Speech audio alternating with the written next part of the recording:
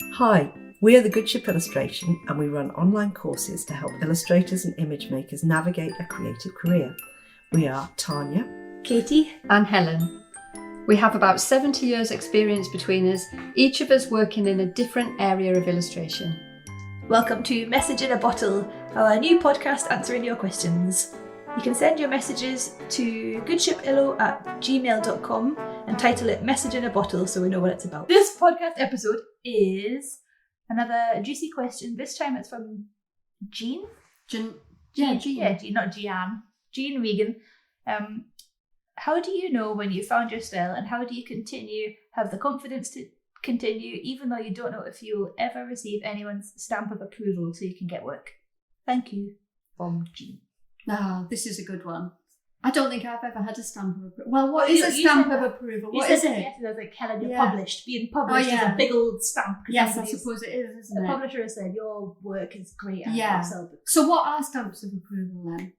Oh my God, I'm going to make a qualification. I'm going to make a Good Ship stamp. Yeah, because do it. I know there are some like real stamp of approvals that you might feel like you've achieved somewhere when you've gotten like an award or a qualification or be published or have an exhibition. People get addicted to qualifications because then they've got masters and doctors and everything, and they haven't done the thing. Yeah, and they don't actually go and practice it. I mean, really, the whole art education is an area where the qualifications mean nothing. You know, I was saying to you yesterday, it's 2 weeks to my daughter's degree show and the inevitable meltdown and stress-orama is happening. And I said to her, no one ever asks you what you got for your degree. It has no bearing on anything. The mere fact that you've been through 3 years of design education and you've learned something, that's all that matters. And the work that you produced is judged and stands on its own terms by potential employers. So what does a qualification mean? And so many people are doing standalone online courses. You know, qualifications mean less and less. Has anybody ever asked you what your qualifications are in the world of publishing? And no, nobody's ever asked me. Only in teaching. When you go to teach is the only time that, and then they don't even then. Because when I was teaching, they were like, oh, you've got a master's degree, you can teach. I don't know about teaching, but I mean, I'd done a master's so I could help people. Yeah. It's always the same in arts. Because you've done a master's, you can teach, but you think... But I taught without a master's. Oh, there you go. I've never done a master's and I taught. And I was teaching at MA.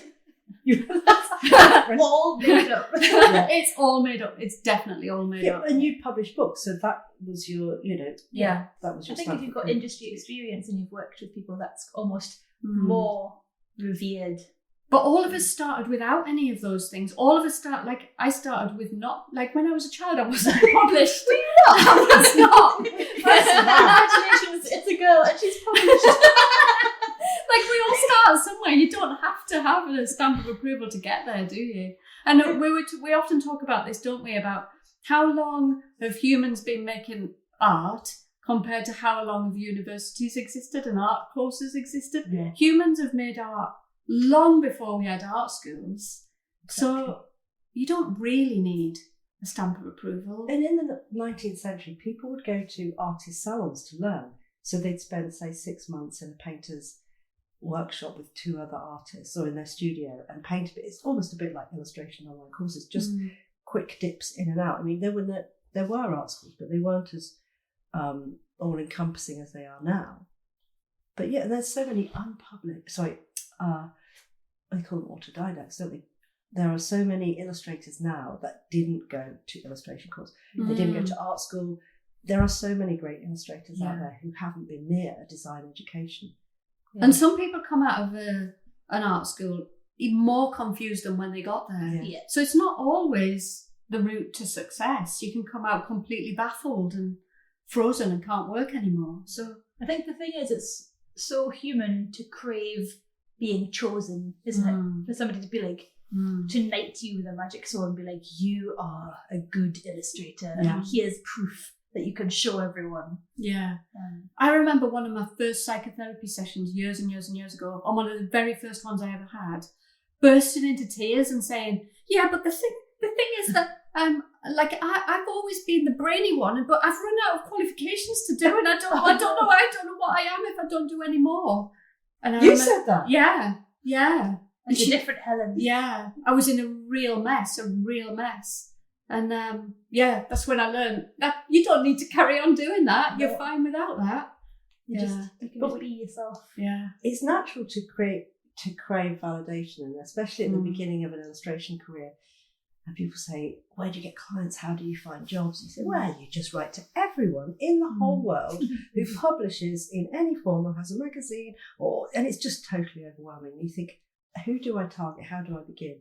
And I remember a friend saying to me once, he was a filmmaker, and he said he had suggested that his daughter, who was doing something in the arts, she should start at a grassroots or community level and work with people and, use her skills within the community. And my initial thought, as we mentioned earlier, post-boomer Gen X, was like, ugh, why would you do that? There's no money in it, and it's just local people, blah, blah, blah. It was such an awful thing to say. But actually, the more I thought about it, he was right. If you work with people, especially in early stage career, and they print the work, as long as you insist on creative freedom, because you don't want to be exploited, especially if you're not being paid much. If you're using this to have something printed and have the experience of working with people on a project, then you need to be sure that you've got that freedom. But at the end, when things are printed and you start to work with people and you're recommended by the community, you start to get some kind of self-validation. I think it counts for a lot, and especially when you are connected to the project, you've seen it works or helps, as opposed to just sending off another illustration for a magazine that only lasts for a month and you have no real connection to it. So and there's something to be said for that. It's that thing of choosing yourself as well, isn't it? Like it's not acting as if, it's not faking it, but if you choose yourself and create projects that you're really excited and proud of, that's infectious, and then other people see that you're making work that you love, and they can sense the joy in it and the passion, and then you will get chosen. Yeah, it builds your confidence, and people can feel your confidence, and then they treat you with respect because of your confidence, and it all builds up. Whereas if you're like, oh, nobody's ever chosen me, and I'm just a little aspiring illustrator. Yeah, that's the thing we always talk about on Instagram, isn't it? When people feel as if they're not allowed to say they're an illustrator yet, so they're like, wee baby, a scribbler. They minimise it. Yeah. It's like apologising for yourself. Yeah. I like that idea you're saying there. So make your own work. Yeah.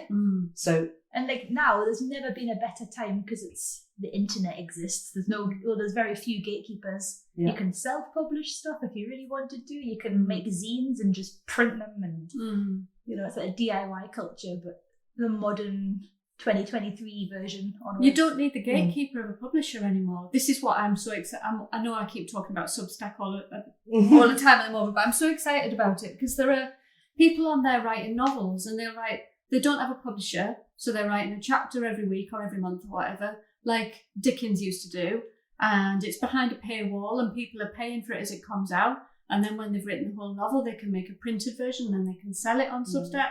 You don't need a publisher to give you permission to do it, and it's the same for illustrators.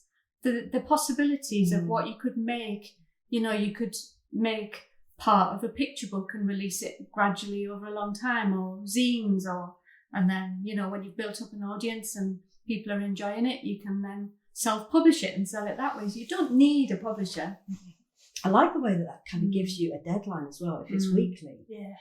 People are expecting it. Yeah, you're not just doing it for yourself, it is going out as well. So if you just cut a huge task down into kind of, they call it the salami slice, and you work your way through a big old book project or some other kind of 100-day project, just by doing it once a week and letting people see it, all these small things accumulate into something much larger if you commit to it. Yeah. Oh, and there's the thing about making your own certificate. I like that. Yes, I think we should totally make a seal of approval. Yeah. We could have that as our Instagram post to go with this podcast. Yeah. We approve of you. Yeah. You have been chosen. Congratulations. I think, and everyone should use it to watermark every illustration they do in future. I'm approved. Good chips that you love. But you're making your own certificate as well. That's like my master's degree. I call it my expensive Smartie tube because it is in a tube, a plastic lid, just like a giant pack of Smarties. So you can totally make your own. So we could go and buy some Smarties. Yes. Get a piece of paper that'll roll up inside it. Yes. Write your qualification in it. Stick it in your Smartie tube, tie a ribbon around it, and never open it again. Never. Yeah. It's like a regular degree certificate. And you're going to say, yes, I'm qualified. People get really cross about this though, don't they? Because it's like, oh, but it's, remember I made a video about it and somebody was like, oh, well, if it was a plumber, you can't just say you're a plumber. That's that whole thing, isn't it? Yeah, you can't, but that's the whole point about the arts. You can. Yeah, you can. It's And not common. everyone, going back to the punk era, so many people made themselves in that era, and it's as though it's come again. You go to the V&A and look at punk culture, there's all the fanzines there now being venerated as an amazing piece of graphic design. But they were just made in someone's bedroom in 1976. So that's living proof. Just do what you want to do. And if it's good enough, it rises to the top. And if it doesn't, it still exists, and that's all that matters. Definitely. Is that the quickest podcast we've ever done? I think it is. I think it's that's it, solved. Yeah. Okay, everybody. You've got your seal of approval. Yes. Go forth, create things. Yeah, and keep an eye on the Instagram so you can get your downloadable seal of approval soon. Yes. Goodbye. Bye. Bye.